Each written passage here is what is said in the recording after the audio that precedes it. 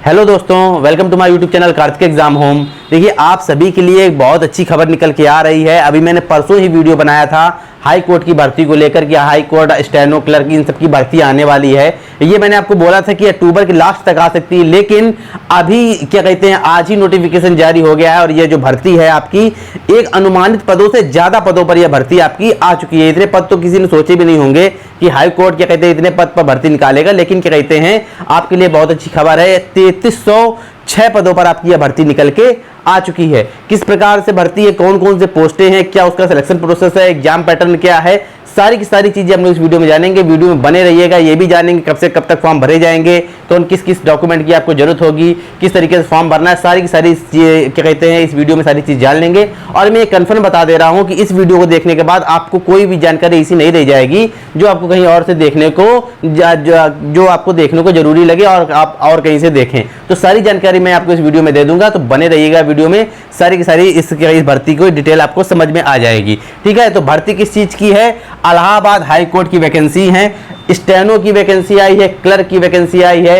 ये तो क्या कहते हैं स्टेनो क्लर्क तो ग्रुप सी के पद हैं। इसके बाद जो ग्रुप डी के पद है होते हैं, क्या कहते हैं क्या कहते हैं tubewell operator, process server, peon, इन सब की भी भर्ती आई है। अच्छी खासी भर्ती है। तो हम लोग अब शुरू करते हैं। देखिए क्या है इस भर्ती का प्रोसेस क्या है। सबसे पहले क्या कहते हैं ये टोटल पदों कितने पदों पर भर्ती है, या 3306 पदों पर भर्ती है।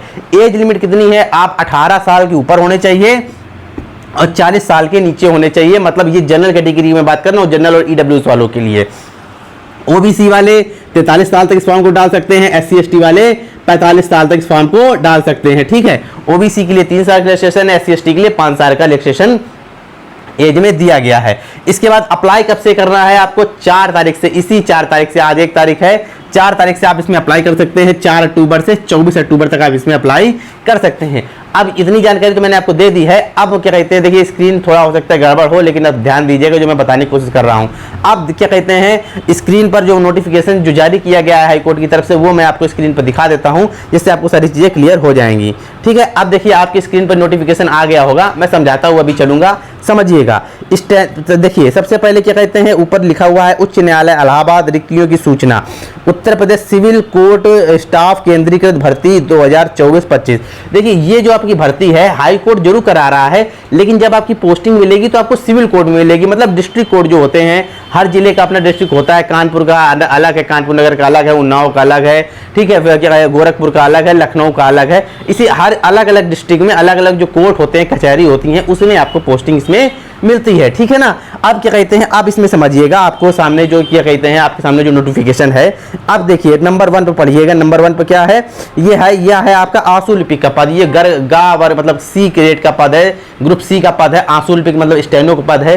टोटल पोस्टें इसमें कितनी आई हुई हैं? टोटल पोस्टें इसमें आई हुई हैं 583 पोस्टें जो हैं, 583 पोस्टें आई हुई, जिसमें 517 पोस्टें जो हैं वो हिंदी स्टेनोग्राफर की हैं और 66 पोस्टें जो हैं इंग्लिश स्टेनोग्राफर की हैं। चाहिए क्या क्या होता है अगर आप आंसू लिपिक का फॉर्म डालते हैं, स्टेनो का फॉर्म डालते हैं, तो आपको क्या क्या चाहिए? आपको देखिए ग्रेजुएशन पास होना चाहिए, आप ग्रेजुएट होने चाहिए।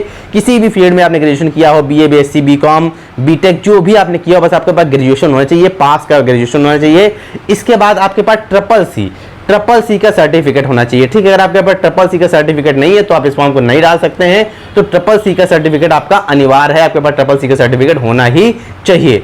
ठीक है, और चाहे वो किसी भी ग्रेड का हो, ABCD कोई भी ग्रेड हो, बस ट्रिपल सी का सर्टिफिकेट आप पास होने चाहिए। कुल मिला के आपका क्या कहते हैं सर्टिफिकेट है वो मान्य हो जाएगा। इसके बाद क्या है? इसके बाद क्या कहते हैं दूसरे नंबर पद है आपका कनिष्ठ सहायक का पद। कनिष्ठ सहायक का मतलब क्लर्क का पद है, जूनियर असिस्टेंट और पेड अप्रेंटिस। इसमें कितनी पोस्टें आई हैं? इसमें 1054 पोस्टें हैं।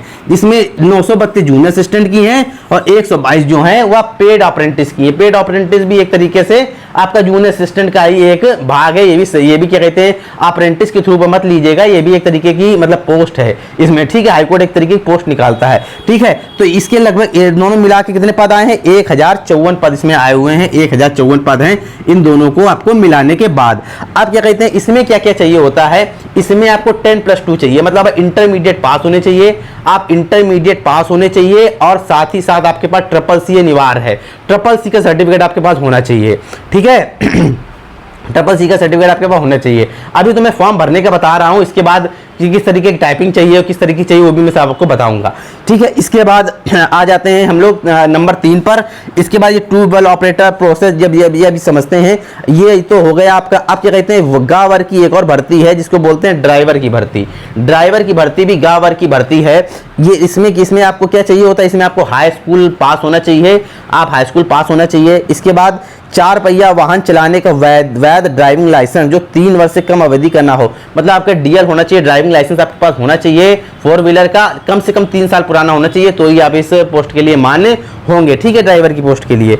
इसके बाद घा वर्ग की मतलब ग्रुप डी वर्ग की जो भर्ती है इसमें, जैसे कि आप क्या हो गया, ट्यूबवेल ऑपरेटर हो गया, इलेक्ट्रीशियन हो गया, प्रोसेस सर्वर हो गया, अर्दली हो गया, नहीं जो जज के बगल में खड़े रहते हैं अर्दली, वो हो गया। ठीक है, चौकीदार, वाटरमैन, इन सब के लिए किसी के लिए कच्चा हाई स्कूल जरूरी है, किसी के लिए कच्चा 6 जरूरी है। ये सब आपको ये क्लियर आपके पास होना चाहिए। देखिए आप क्या कहते हैं, जैसे स्वीपर कम ये कहते हैं स्वीपर कम के लिए आपको कच्चा 6 पास होना चाहिए, 6 का आपके पास क्या कहते हैं वो होना चाहिए, मार्कशीट होनी चाहिए। ठीक है, बाकी सबके लिए आपके पास हाई स्कूल ही जरूरी मांगा गया है। तो इन सब की तो ग्रुप डी की लगभग कितनी पोस्टें आई हैं, 1639 पोस्टें आई। ग्रुप डी की कितनी पोस्टें आई हैं, 1600 आपके पास 39 पोस्टें इसकी आई हुई हैं। हो सकता है कि थोड़ी स्क्रीन में जरूर प्रॉब्लम आ रही है, लेकिन फिर भी आपको सारी चीज़ें समझ में आ रही होंगी।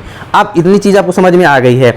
अब क्या कहते हैं, इसके बाद क्या नीचे रिक्तियों के नीचे देख लीजिए। ये तो मैंने आपको रिक्तियों के बारे में बता दिया, अभी मैं बताऊंगा कि कितनी टाइपिंग किस तरीके की चाहिए होती है नीचे, लेकिन फिर भी पढ़ लीजिए। इसमें नोटिफिकेशन में क्या है, रिक्तियों की संख्या श्रेणीवार घट बढ़ सकती है, मतलब अभी जितने पद आपके पास आए हुए हैं ये बढ़ भी सकते हैं, और घटने की बात कही तो गई है, लेकिन आप ये मान के चलिए कि पद घटेंगे नहीं। जितने 3306 पद आए हैं तो इतने पद तो रहेंगे, बढ़ सकते हैं, घटेंगे नहीं। इसके बाद क्या कहते हैं, आरक्षण का लाभ उत्तर प्रदेश के अनुसूचित जाति, अनुसूचित जनजाति, अन्य पिछड़ा वर्ग और कमजोर क्या कहते हैं आर्थिक रूप से कमजोर वर्ग के उत्तर प्रदेश के अन्य श्रेणी के योग्य उम्मीदवारों को उत्तर प्रदेश सरकार द्वारा एक संदर्भ में समय समय पर निर्गत एक उच्च न्यायालय द्वारा लागू निर्दिष्ट आदेशों के अधीन अनुमन्य होगा। ठीक है, इस तरीके का आपका दिया गया है। फीस बस इसमें थोड़ी सी ज़्यादा है। इस फॉर्म को अगर आप भर रहे हैं तो आप ये समझ चलिएगा, हाँ फीस आपको अच्छी खासी देनी पड़ेगी। फीस किस प्रकार से देनी पड़ेगी ये देख के चलते हैं। फीस कितनी देनी है, अब फीस का देख लीजिए आप। फीस का क्या है कि अब क्या कहते हैं, अगर आप जिसे आपने ये 1 नंबर पद भरा है, मतलब अगर स्टेनोग्राफर का अगर पद आप भर रहे हैं, स्टेनोग्राफर की वैकेंसी के लिए अप्लाई कर रहे हैं, तो आप देखिए जनरल कैटेगरी, अगर आप स्टेनोग्राफर की वैकेंसी के लिए अप्लाई करते हैं तो ये समझ लीजिए जनरल कैटेगरी के लिए और ओबीसी कैटेगरी के लिए 950 रुपये है। जनरल कैटेगरी के लिए और ओबीसी कैटेगरी के लिए 950 रुपये है। ईडब्ल्यूएस के लिए इस बार थोड़ा अच्छा करा है इन्होंने, ईडब्ल्यूएस के लिए 850 रुपये है। बाकी एससी एसटी के लिए 750 रुपये है। ये सिर्फ स्टेनो की भर्ती के लिए है। बाकी क्या कहते हैं, अब आप क्लर्क की भर्ती में आएंगे, जब क्लर्क की भर्ती के लिए आप आएंगे 2 नंबर पद पर आएंगे तो उसमें साफ साफ लिखा है क्लर्क की जो भर्ती है 2 नंबर और 3 नंबर के आवेदन है, तो इसमें जनरल कैटेगरी के लिए और ओबीसी कैटेगरी के लिए 850 रुपये है। जनरल और ओबीसी के लिए 850 रुपये है। इसके बाद आर्थिक रूप से कमजोर मतलब ईडब्ल्यूएस के लिए 750 रुपये है। बाकी एससी एसटी के लिए 650 रुपये है। उसी प्रकार से नंबर 3 पर आएंगे, जो ग्रुप डी के पद हैं, जो ग्रुप डी वाले पद हैं स्वीपर वगैरह के, इसके लिए जनरल कैटेगरी के लिए जो फीस है जो वो क्या कहते हैं, वो फीस है जो जनरल कैटेगरी और ओबीसी के लिए 800 रुपये है, ईडब्ल्यूएस के लिए 750 रुपये है और एससी एसटी के लिए 600 रुपये फीस अनुमन्य है। ठीक है आपका, इस प्रकार से सारी चीजें दी गई हैं। बाकी अभी मैं इसको हटा दे रहा हूँ, सब चीजें हट जाएंगी। अब देखिए समझिएगा, इतनी चीज आपको समझ में आ गई होगी। अगर अन्य चीज जब होंगी, जब और कोई नोटिस आएगा तो मैं आपको क्या कहते हैं अपडेट कर दूंगा। अब आप समझ लीजिए स्टेनो में क्या क्या मांगते हैं। देखिए स्टेनोग्राफर की भर्ती में क्या होगा, जो स्टेनोग्राफर की भर्ती के लिए अप्लाई करेंगे उनके लिए क्या कहते हैं हिंदी वाले स्टेनोग्राफर अलग, रिटर्न एग्जाम सबका सेम होगा, दोनों स्टेनो, हिंदी स्टेनो का भी और इंग्लिश स्टेनो का भी रिटर्न एग्जाम सेम होगा। ठीक है, अभी क्या क्या होता है रिटर्न एग्जाम में, क्या क्या आता है वो मैं आपको बाद में बताऊंगा। आप क्या कहते हैं रिटर्न एग्जाम तो सेम होगा, लेकिन हिंदी स्टेनोग्राफर के लिए और इंग्लिश स्टेनोग्राफर के लिए अलग अलग आपकी डिक्टेशन बोली जाएगी। हिंदी वालों के लिए हिंदी की डिक्टेशन बोली जाएगी, इंग्लिश वालों के लिए इंग्लिश की डिक्टेशन बोली जाएगी। ठीक है, बाकी आपको टाइप भी करनी पड़ेगी कंप्यूटर में, ऑन कंप्यूटर आपको टाइप करनी, टाइप राइटर में आपको टाइप नहीं करनी है। मैं आपको क्या कहते हैं बता दे रहा हूं, आपको जो टाइप करनी है 25 की स्पीड से। मतलब अगर आप हिंदी की स्पीड टाइप करते हैं, अगर हमको आपको हिंदी स्टेनोग्राफर बोली जा रही है तो जाहिर सी बात आपको 25 वर्ड प्रति मिनट की स्पीड से आपको टाइप करना है। ठीक है, और अगर आपको इंग्लिश की स्टेनो बोली जा रही है तो आपको 30 वर्ड प्रति मिनट की स्पीड से आपको टाइप करना है। ठीक है, ये स्टेनोग्राफर के लिए मैंने आपको बता दिया। अब जूनियर असिस्टेंट की बात कर लेते हैं। जूनियर असिस्टेंट के जो पद, जो लोग कैंडिडेट जूनियर असिस्टेंट का फॉर्म भरेंगे उनको हिंदी इंग्लिश दोनों में टाइपिंग करनी होगी। हिंदी के लिए जो टाइपिंग दोनों के लिए 5-5 मिनट आपको मिलते हैं। हिंदी के लिए जब आप टाइप करते हैं, तो 25 वर्ड प्रति मिनट की स्पीड से टाइप करना होगा। इंग्लिश के लिए जब आप टाइप करेंगे तो 30 वर्ड प्रति मिनट की स्पीड से आपको टाइप करना होगा, ठीक है ना। इसके बाद और किसी में टाइपिंग वगैरह नहीं है, बाकी और कोई जो पद हैं ड्राइवर, इन सब में टाइपिंग वगैरह कोई खैर वो नहीं है। तो इसी बस स्टेनो में और जूनियर स्टेनो में आपको टाइपिंग करनी है। CCC भी इन्हीं दोनों भर्तियों के लिए है, बाकी अन्य भर्तियों के लिए सिर्फ हाई स्कूल है। आपके पास हाई स्कूल है तो आप डाल दीजिएगा फॉर्म, आप क्या कहते हैं एक्सेप्ट हो जाएगा, और क्या कहते हैं आपको अगर आपने सही से पेपर दिया, सही से टाइपिंग की, आपको सिलेक्शन भी मिलेगा। अब देखिए इसमें सिलेबस क्या क्या है, ये सारी चीजें हैं वो मैं आपको बाद में बताऊंगा क्योंकि वीडियो बहुत लंबा हो जाएगा, स्क्रीन भी थोड़ी सी गड़बड़ कर रही है, ठीक है। तो अभी क्या कहते हैं इतना ही रखते हैं इस वीडियो में, क्योंकि अब इतनी अच्छी भर्ती आ गई है तो आप तैयारी आज ही शुरू कर दीजिए। जब फॉर्म डालेंगे तब डालते रहेंगे, फॉर्म डाल दीजिएगा 10 तारीख तक आसपास, 10-11 तक फॉर्म डाल दीजिएगा आराम से, क्योंकि 4 तारीख से फॉर्म शुरू हो जाएंगे। इसके बाद 4 तारीख को भी आप डाल सकते हैं, 24 तक फॉर्म चलेंगे तो आराम से 8, 10, 11 तारीख तक आप डाल दीजिएगा फॉर्म को, ठीक है ना। तो इतना मैंने सारी चीजें आपको डिटेल में बता दी है। अगर अब और भी कंफ्यूजन हो तो कमेंट में बता दीजिए, अभी बताने को बहुत कुछ है, अभी सिलेबस भी आपको बताना है, सिलेक्शन प्रोसेस भी बताना है, ठीक है। अब क्या कहते हैं सबका मैं अलग अलग बताता रहूंगा, लेकिन अभी इतना वीडियो में समझ लीजिए, आपको सारी चीजें समझ में आपको आ गई होंगी।